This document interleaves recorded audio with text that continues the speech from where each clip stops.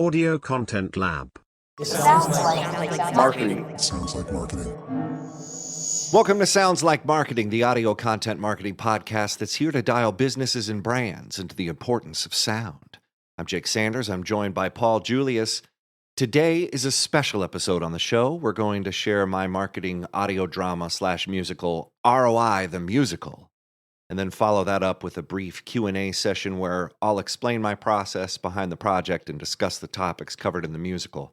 So grab yourself a drink, find a cozy spot to listen to this episode, and enjoy Audio Content Lab's broadcast of ROI The Musical. Widgery-do, the perfect widget for you.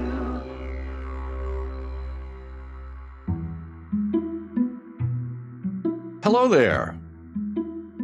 This is Donaldson Brown, and welcome to ROI The Musical. And that's Farnsworth, the artificial intelligence directing and producing this musical. Now, Farnsworth will create the scenery, the accompaniment, and sound design, and chauffeur us through time while providing light commentary while needed. Jolly good. Now, you're probably wondering why a long-dead explosive salesman like myself is narrating ROI The Musical. You're probably wondering why this is a musical at all. And you'd be right to wonder. So, where to start? Well, I suppose with me, Donaldson Brown, the father of ROI. The story begins rather humbly in 1914 at DuPont, where I had my eureka moment with data and sales, when I invented the return on investment methodology. Whoa. Wait.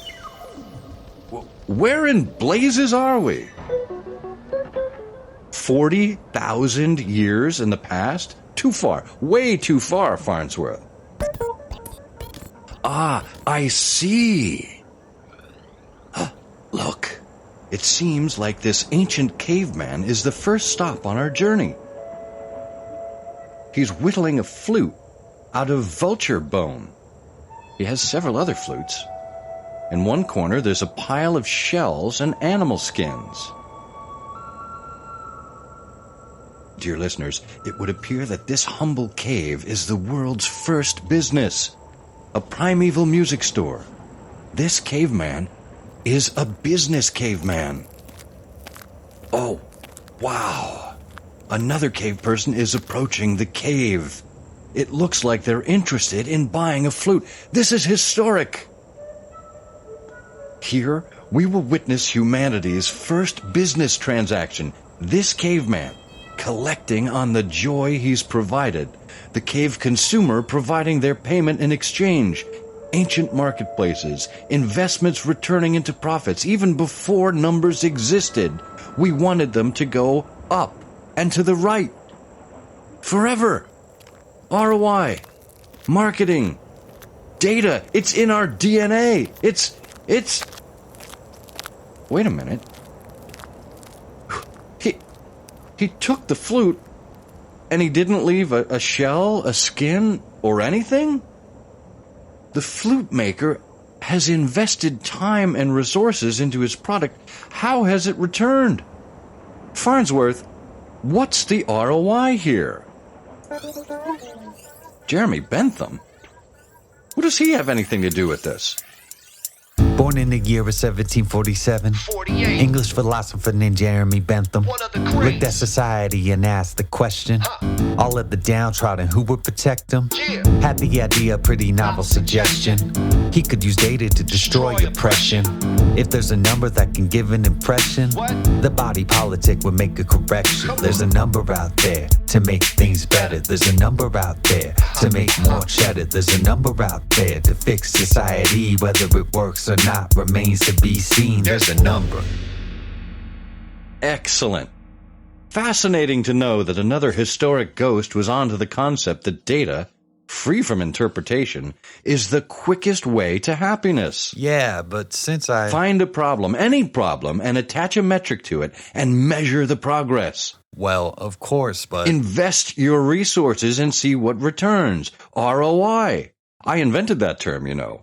I expressed similar tenacity at DuPont when I arrived in British colonized India? Okay, Farnsworth, what are we? Snake! Ah! There are snakes everywhere! If you'd shut up, we could explain. That's not just a snake, it's a cobra. The British colonizers of the Victorian era were concerned about the population of cobras living in their new playland. So they attached a metric and financial goal to fixing the problem. Cobra skins for cash, and then measured the progress. Ingenious. Simple. Hang on. This wasn't just an issue in one colony. In French colonized Vietnam, there was an explosion of rats that needed to be tamed. So similar to India, they attached a metric to the solution of a complicated problem, coin for every rat tail collected. I see. And the ROI for this endeavor? The problems never went away, Mr. Brown. With tails and skins as bounty, the snake and rat populations continued to flourish.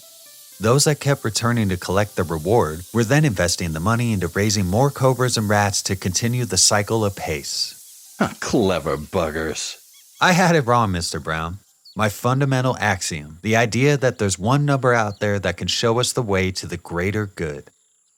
Choose a metric, like ROI, to gauge the resolution of a complex problem, you're guaranteed delivery of the metric, while you've potentially done nothing to solve the issue. Fascinating. This all reminds me of the time at DuPont when I invented ROI to help... Excuse me. Whoa. Hello? Yes?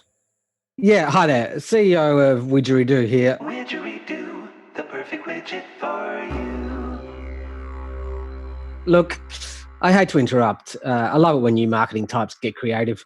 But I'm the one paying for this musical, so I need you all to stop what you're doing and join this all hands in the wardroom. Like now.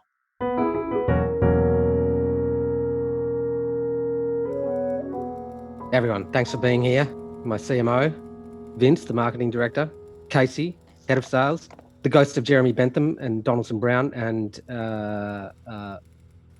Paul. I'm Paul. Good then. Well, welcome aboard. I've worked here for 6 years. Well, then, thanks for all the memories. Look, since we're mostly all leaders here, I'm just going to be straight with you.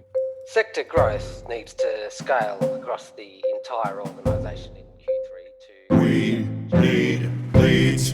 Interdepartmental projections misdelivered their quotas by... Sales is down. We stand committed to honouring our initiatives and the partner... Outlooks bleak. We're actively looking for every opportunity to leverage... Sales is pounding and pounding the door. As the bottom line bleeds, we need leads.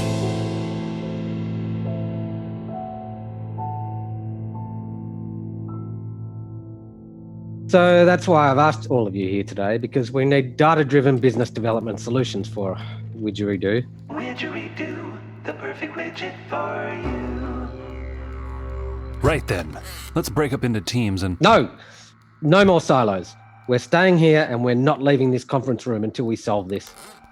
What ideas do we have? Well, we could read a few marketing books, Sponsor a Mark car wash. We Ritson, could do a do bake a sale, DIY get a big car wash box, with hand Bitcoin. sale, Ooh, garage sale, white I know. papers, We could bananas, sponsor social an media. Easter egg hunt at a fertility clinic. No. What? No. Let's start with data. Marketing. What results have we got from our recent campaigns? Well, Vince, tell them what we got. Emails, form fills, phone calls, downloads, right clicks, retweets, hashtags, uploads, view throughs, dwell times, callbacks, voicemails, and every other type of interaction we can measure. And what? the results? I just told you them. Those were things. Those were all just words. Where are the sales? We need leads. Marketing's job is to drive awareness, not to close deals. You know, actually, marketing is pretty complex. I wonder sometimes if I'm the only one around here who knows a thing or two about it. Come on, Vince. Slam an energy drink, YouTube a few thought leaders, listen to marketing podcasts on 3 times speed, and you think you got hustling all figured out, don't you, story boy? How's the latest blog post going? All right. Since he knows so much, maybe Vince here can tell us what marketing is really all about. Saturation, penetration, intersecting warmly. Spreadsheets, stand-ups, eyeballs, quick briefs, agile, sticky. Clicking on your wiki, logging in and out and back again and getting busy. What the hell are you talking about? That all sounded way too sexual. Try again, Vince. Okay.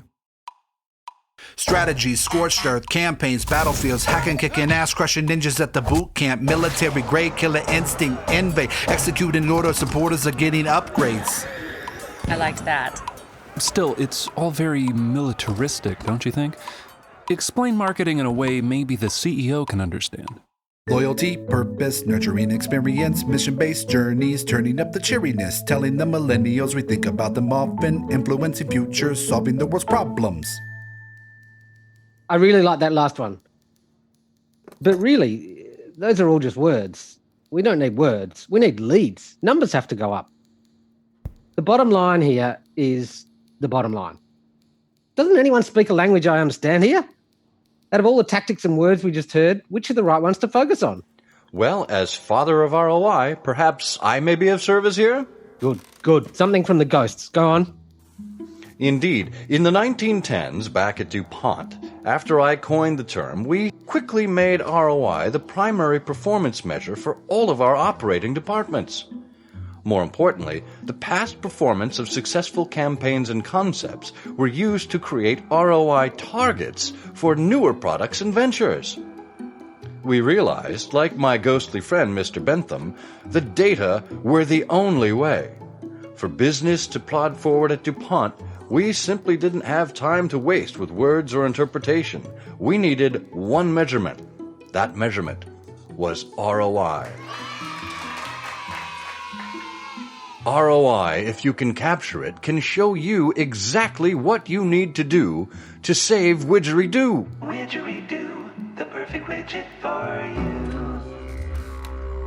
We need to hire more ghosts. Hear, hear. Sir, if I may, ROI is essential to my function here at the company. All I do is report on ROI.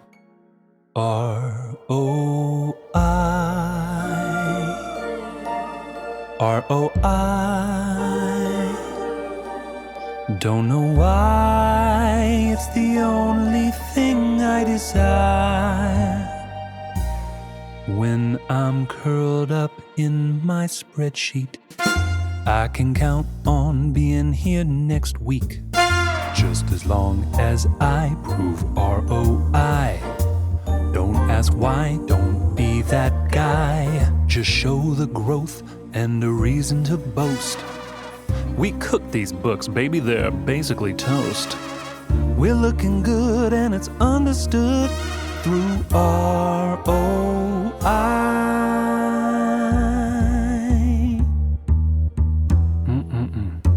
Have you seen the latest numbers yet? Yes, exactly. ROI. We need to be tenacious about ROI if we want to save the company. Before we do anything, we need to know exactly what we will be getting for our effort. Numbers, not words or hopes or interpretations. Data, digits. Sales and marketing need to work together to solve the issue. Oh, come on. We don't need you to love each other. We just need leveragement. We need a what by the end of the day, or else you're both fired, okay? I've got some great content that's going to solve this problem. Really? Since no one even knows what you do, I think it's up to sales. But the boss says we need to work together. We need to leverage something. Between us, what's to leverage? Sales is obvious. Revenue is obvious. But what you do's not obvious. It seems like all you do is write a bunch of stuff that no one reads. Marketing is obvious. We create an audience. Without us, sales is a total shell. We provide the reasons that compel the leads that close a deal. That's cute. It's true. Don't forget why we're here. ROI, huh? Leads. Can we be more balanced in the way we build this palace? Everything's so fun when your vision's in a tunnel. It's all just a means to a lead. That's really great. Another blog post to write on. While that content loads, who keeps the lights on? We sell or else we're off the shelf. If we work together, We work towards the wealth. Sales and marketing, Two different sides of the same damn thing. From messaging to measuring, we're leveraging love, sales and marketing, doing what we can to keep us in the green. From growing the brand to making sales, we'll go nowhere if we don't both prevail. Working together like hand in glove,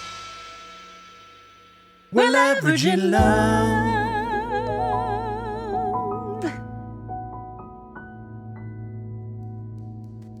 Question.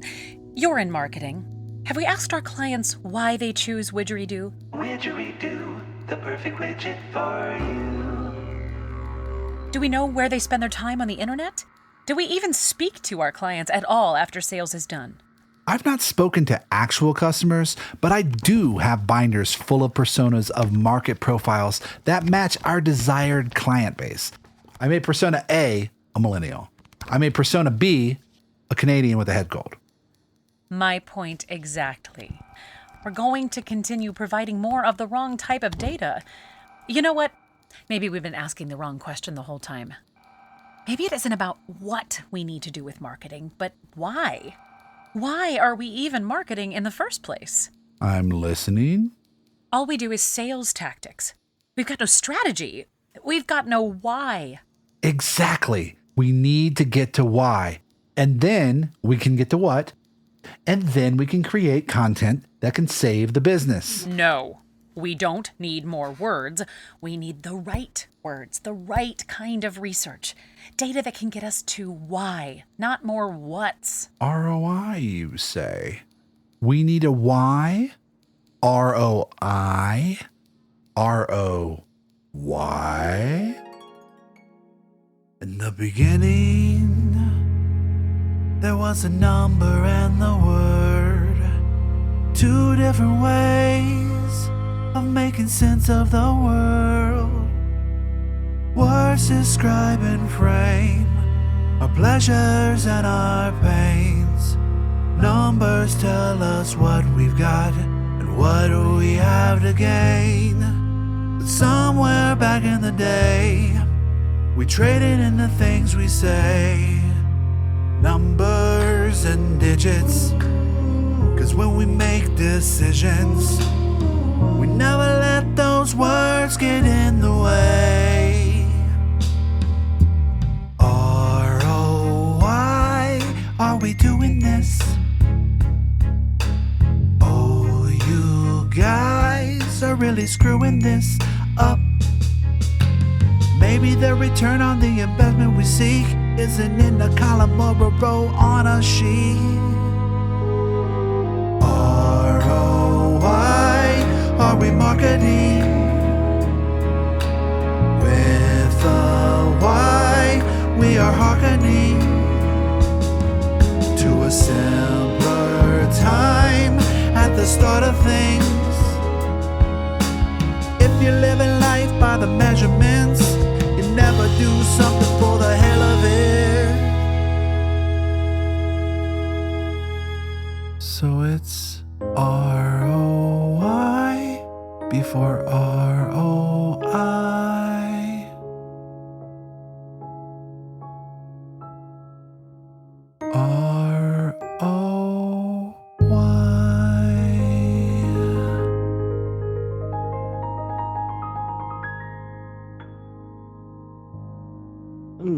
ROY, huh?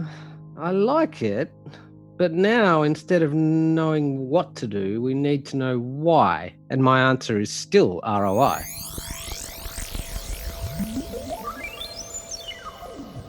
What? Wait, where the hell are we? 40,000 years ago? My ancestor? Who? That caveman over there blowing a flute?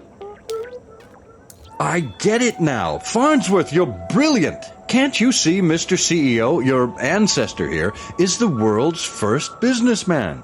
And we are here to see ROI in action. He does kind of look like me.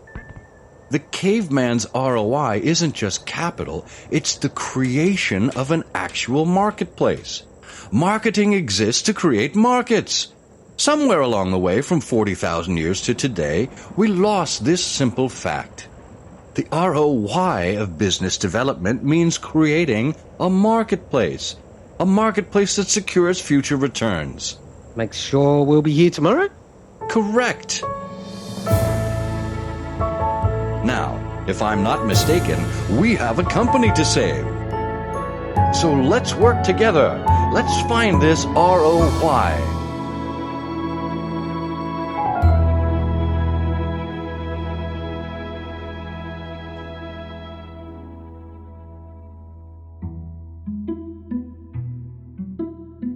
ROI The Musical featured the voice talents of Scott Monty, Neon Brown, Ryan Wallman, Paul Julius, C. Vincent Plummer, Casey Clark, Jeremy Most, and Jacob Sanders.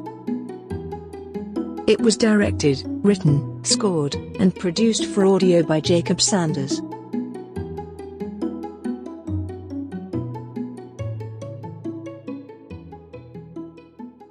Widgery-do, the perfect widget for you. Now that everybody's had a chance to enjoy the fruits of your work and experience a different take on perhaps marketing that they've heard than they've heard before, we have some questions. Yeah. To maybe get into the thought process and actually some of the technical process and some of the different aspects of this amazing and creative project that you've brought forth from your brain to us. Yes. Yes. So to start off with, man, I mean, what inspired you to make this? Well, being in marketing for, almost a decade now, there's just one thing that keeps plaguing us, which is return on investment. And as I started to dig into this, because of course everybody wants to be ROI positive. You give us some money, we're going to turn it around and we're going to make you double or whatever it is.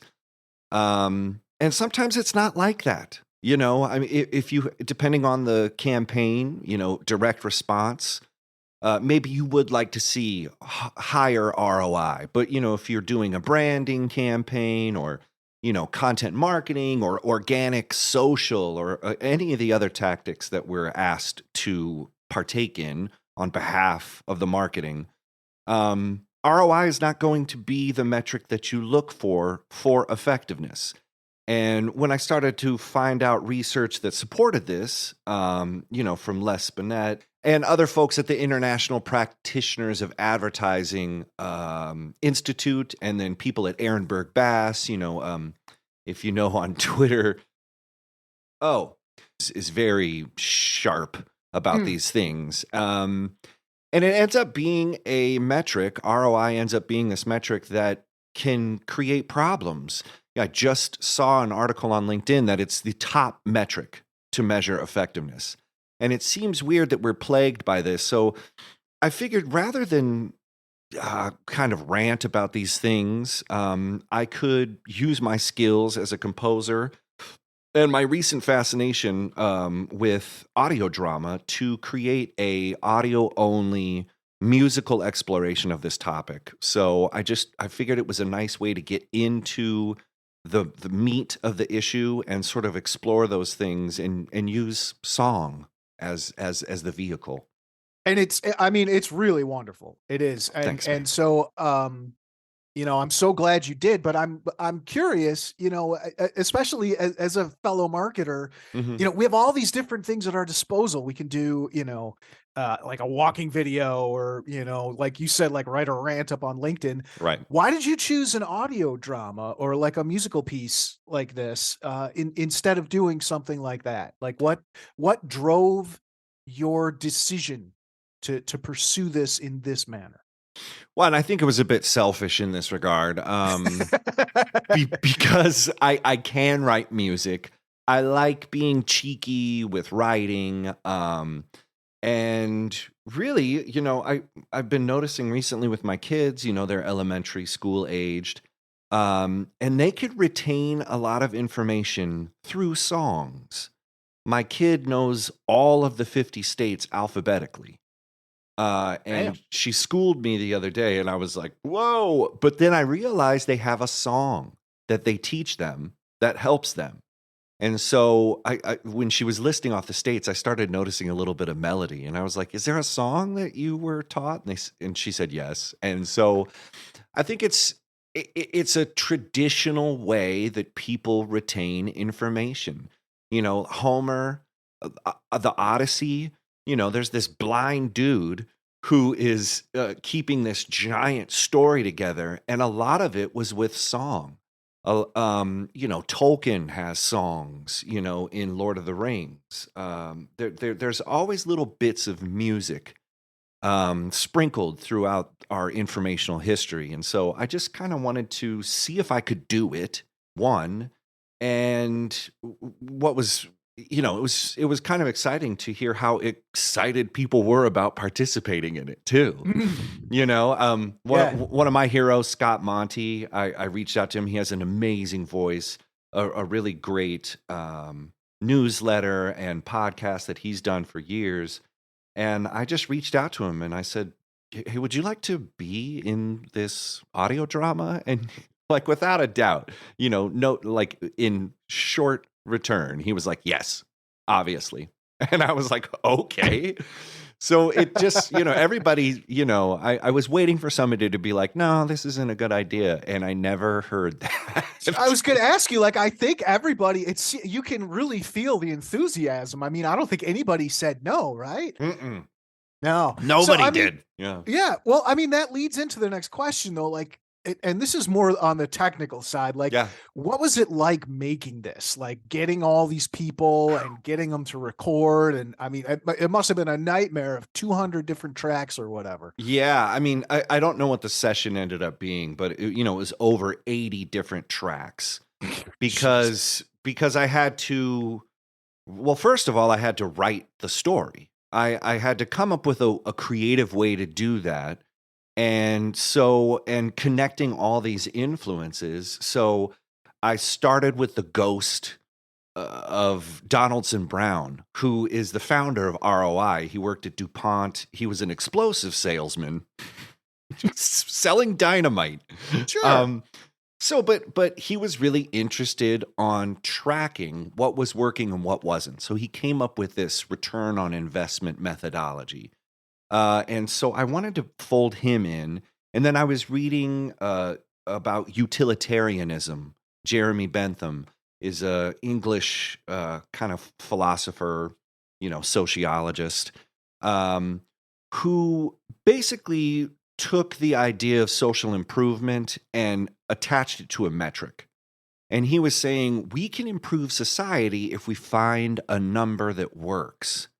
And so I took those two different ideas and then connected them with a couple attribution errors, that we have cognitively. One of them is this the cobra problem, which was in I forget. I think it's like French colonial India. There was a breakout of cobras and snakes. And so they decided to reward people by getting rid of the snakes, bring us a tail or the head of the snake, and then we'll give you a coin. And then what happened was people ended up hitting that metric and breeding snakes so they could keep getting the coin. So in the end, this metric that you're aiming for becomes the thing you're measured by, but you don't know if you've actually effectively solved the problem. So I took all these different ideas and put them into a fake company, Widgeridoo, which is an Australian widget company, and I found one of my heroes, Ryan Wallman, was totally down to do this, and so I had him play the part of the CEO, who then is asked to kind of combine all these things and then figure out what ROI means. And then I alighted on the idea of ROY. Why are you even doing this? Is it to get rid of the snakes? Is it to solve, society's problems? Is it to just track the return on the investments as they are, or not about how they're improving things in general? So I wrote that story, and then I wrote songs that explain those things. And then I found actors and my friends, who are singers. And then, I recorded it over Zoom, which I was kind of concerned about. I figured I need to be in a studio, but I just didn't have time to do that. So I worked with them and I directed them and I read the lines with them. And then I asked them for a couple different performances. And so then I have like alternate versions for all the dialogue, and then alternate versions for the songs. And then I pieced it all together in my digital audio workstation. I use Logic. And then I just started piecing it together and using sound effects to kind of get the sound of time travel. And, there's a robot character in there that doesn't speak English, but only speaks in beeps and boops. And so then I had to kind of practice on how would a robot sound, and so then I started working on those things and then figuring out transitions. And then, over the course of a couple months, I was able to fit it all together, but it was a beast of a project. But thankfully everybody was really into it, and I got some good recordings, and then I did whatever I could to kind of, make those things all sound similar. And then, I just hit publish. Yeah. That was it, huh? Yeah, just a small little bit itself. Yeah, right. Well, I think, it's kind of interesting because we don't think of it so much. I think a lot of us, especially in content marketing and stuff like that, we look at the blank page, right? Right. There's just nothing. But when we think about silence, Yeah. like that's what it is. And even just now, like people, you and I talking, but you could put a background of a train station or a shopping mall or something like that in there. So, that's not an easy thing to figure out, and on top of it, I mean, did you run into any time where you were doing effects and it was like, no, that's, it's too much shopping mall, or it's not the right shopping mall, like, Well, yeah, was there anything like that? absolutely. And I mean, and this is all after I have discovered BBC sounds, all the old CBS mystery radio plays. I just went yeah. I just went into audio drama, and I was like, how are they using effects? How are they kind of guiding listeners through a scene with a microphone as the camera? And then I read a couple books about radio plays and microphone techniques that I could use. If you want somebody to sound like they're on the other side of the room, have them turn around and have the microphone behind them, and then have them say their dialogue. Or if somebody's panning from the room left to right, I had footsteps, and somebody wants to, highlight a phrase that they said, I'll put a smack of paper down or a squeak of a chair. So I just was like a kid in a candy store, though, with all this Foley stuff. And there were times where I think I did go a little overboard. But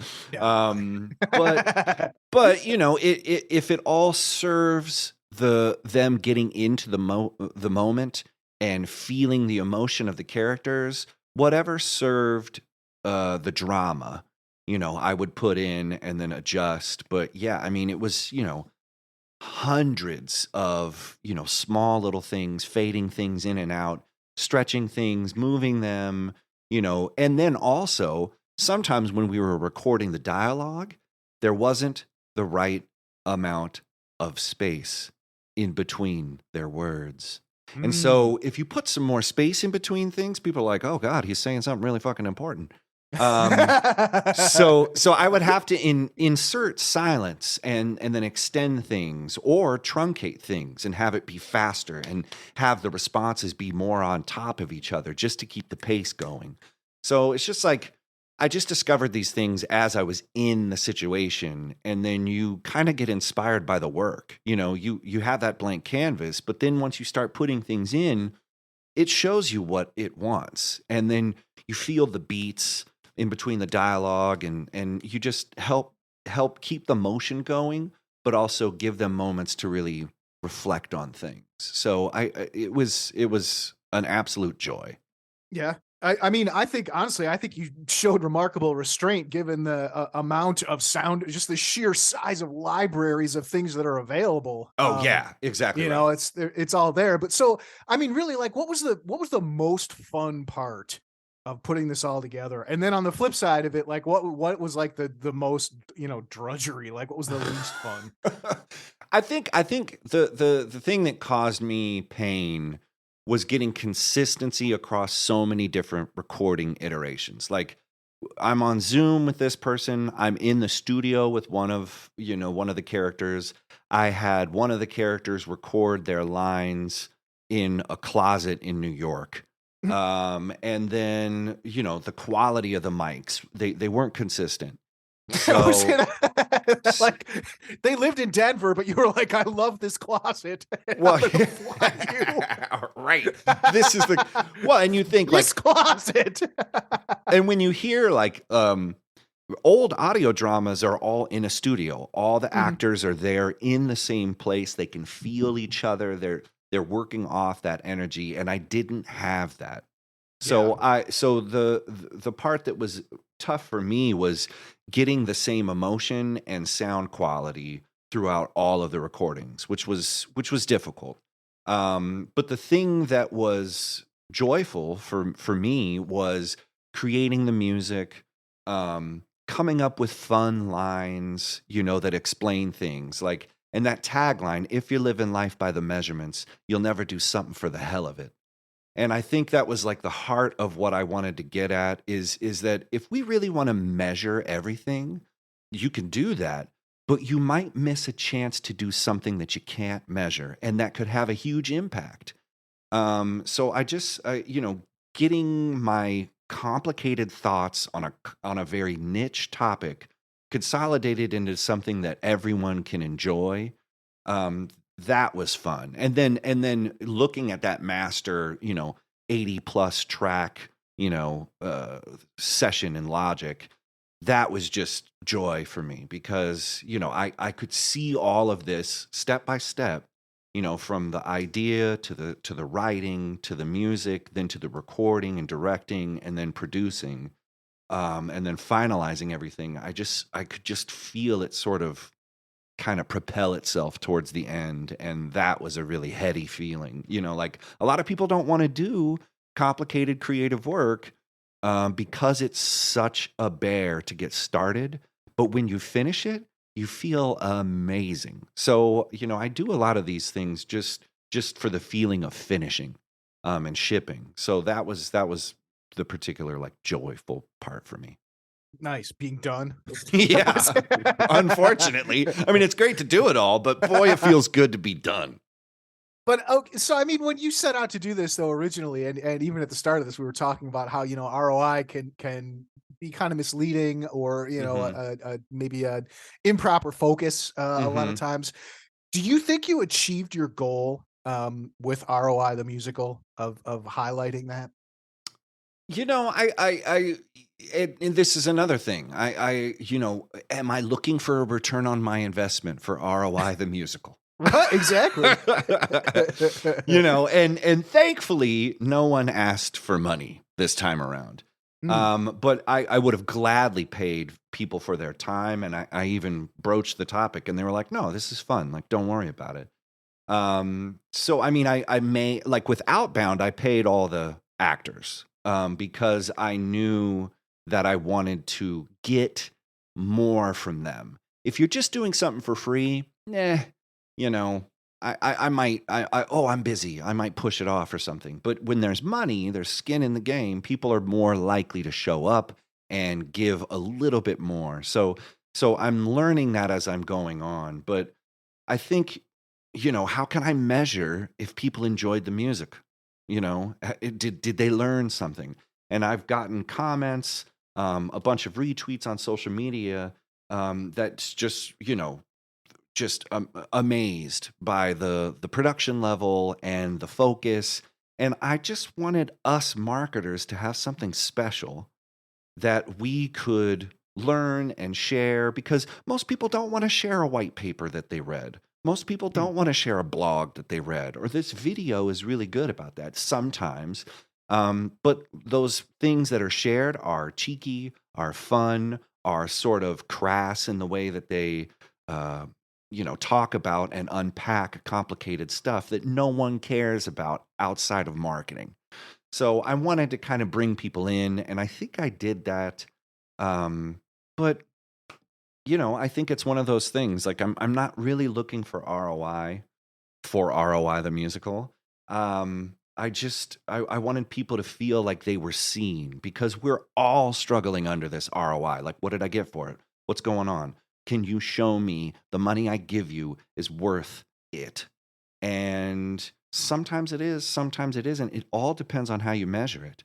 And I feel like the musical hits on those things in a fun way, and it's something people will want to share, So then, to just kind of put a bow on this here, Yeah. do you think there's a lesson for marketers and business owners here beyond ROI and ROY, as far as, say, audio dramas, or, is there something that you think there's a larger takeaway here beyond the metric and the music? I think there is something that's missing in modern marketing, because we are so strapped for budgets, for resources and those things. We have all the tactics in the world, but we're not quite hitting at the strategic heart of what we should be doing, which is getting people talking about us. And I think a musical, or an audio drama is an amazing way to use. They're always telling us, be storytellers. Your marketers, you're storytellers. But no one's out there selling their stories. And at the end, the stories, the drama there, it's either that the customer's the hero, the product's the hero, the competition is the loser, and the main character is the whoever is choosing to buy whatever this is we're selling. Sure. And so I think in audio dramas help expand this away from people feeling like they have to play one role or the other. They can just watch the drama unfold. And if there's music, then they have this jingle, that like kind of mental earworm thing that they can put in.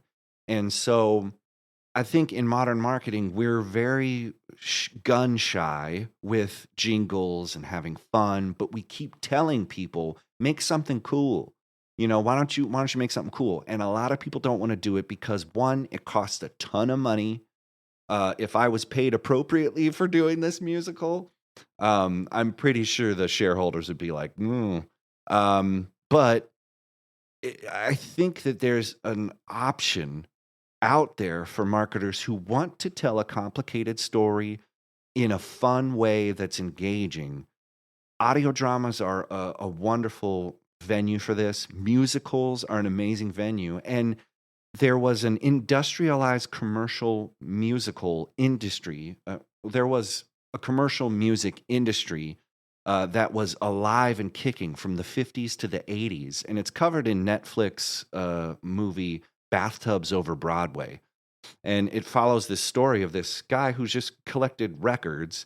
He was a writer on Late Night with David Letterman.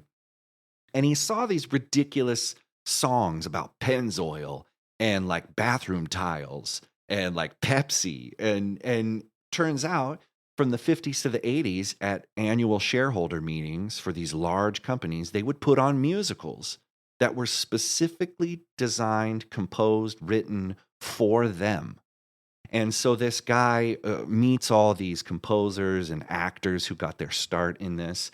And it just really sparked a fire in me where I was saying, like, there is a way for me to use my skills and, as a musician, and then my interest in marketing and combine them in a way that is not brand new, but old.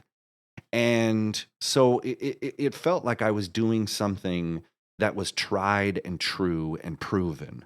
So I don't feel like I'm taking a chance with these things. These, commercial musical applications like audio drama or, musicals like that, they have a history that is deeply effective and impactful. And my hope is that I can kind of recharge that, as most recently, Taco Bell did a Mexican pizza musical with Dolly Parton. Carl's Jr. has done a staged musical about their hamburgers. Olay did a staged musical about their beauty products. And there's just so many opportunities for marketers who are looking to cut through the noise and make something interesting. And I'm hoping that I can kind of spark that resurgence. Yeah, I mean, there's a 2-minute Old Spice commercial that is literally a parody of a musical. Yep.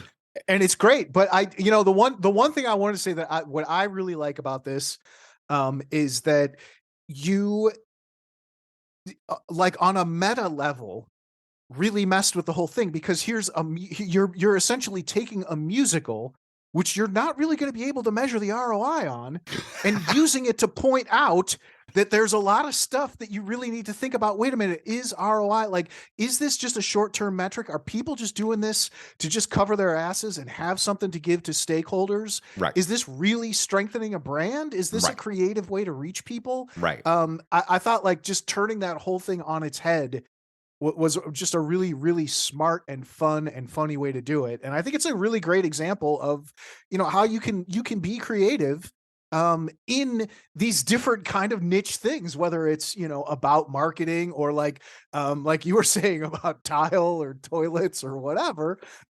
It's okay to do that and people respond well to it. Absolutely. And you want to feel seen by those things. And whenever we connect with an advertisement or any kind of marketing campaign that kind of hits us off center, we see ourselves in the jokes that they pull.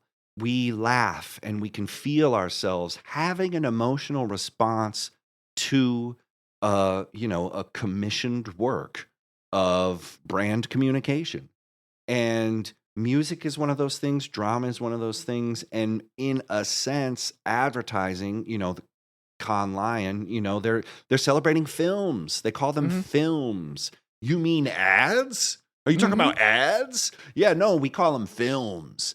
And so the hubris is in, but is the humanity there, and is the ability to ship something that's complicated but effectual, emotion filled but also insight driven? Can you do those things? And yes, you absolutely can. So this was all just for me working out my process in how I would work with a brand or an advertising agency, understanding the characters, what they were looking for from the drama, what is an idealized state, at the end of all this, like who's going to win, what are the stakes, and then you can put that all in a musical. And, it doesn't have to be as long as ROI the Musical, which is only 20 minutes. But, you can crunch down a lot of information into a small package if you have all of these storytelling frameworks, working with you. And that, that's what I'm hoping to do. Nice. Well, it turned out amazing. We hope you keep making them. If anybody is interested in contacting Jake, he's very open to making musicals about literally anything. You can think of. Random stuff. The He's more down. random, the better. You got it. But if anybody's interested, please reach out to us. We do this. This is a joy for us, and it's something that I want to share, with an audience that appreciates it and get people recognized for the things that they want to be recognized for. So that's our hope. So reach out. Do it. Sounds Like Marketing is a production of Audio Content Lab. Be sure to subscribe, rate, and review us wherever you find your podcasts, and follow Audio Content Lab for the latest in sound marketing advice. Until next time.